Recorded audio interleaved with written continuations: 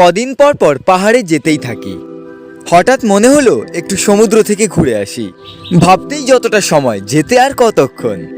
আমি আর একটা ভাই জিতু বেরিয়ে পড়লাম দীঘার উদ্দেশ্যে, এবং আমাদের সঙ্গে আরও একজন যাবে, মানব। মানব বর্তমানে কলকাতায় রয়েছে, সে কলকাতা থেকে একসঙ্গে যাবে। কিষানগঞ্জ স্টেশনে বসে থাকতে থাকতে আমাদেরও ট্রেন চলে আসে। ট্রেন আসতে না আসতে ট্রেনের সামনে দুটো বাচ্চা কি করছে তোমরাই দেখো। हीरा बेटे पापा। আমরাও ট্রেনে উঠে পড়ি। ট্রেনে উঠে গল্প করতে না করতেই পৌঁছে যাই শিয়ালদা স্টেশনে।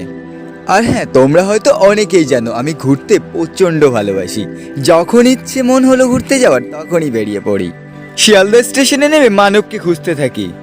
মানবকে খুঁজতে না খুঁজতেই দেখা হয়ে যায় মানবের সাথে। মানব অনেক কষ্টে রাত কাটিয়েছে শিয়ালদা স্টেশনে। মানবের মুখের এক্সপ্রেশনটা একবার দেখো।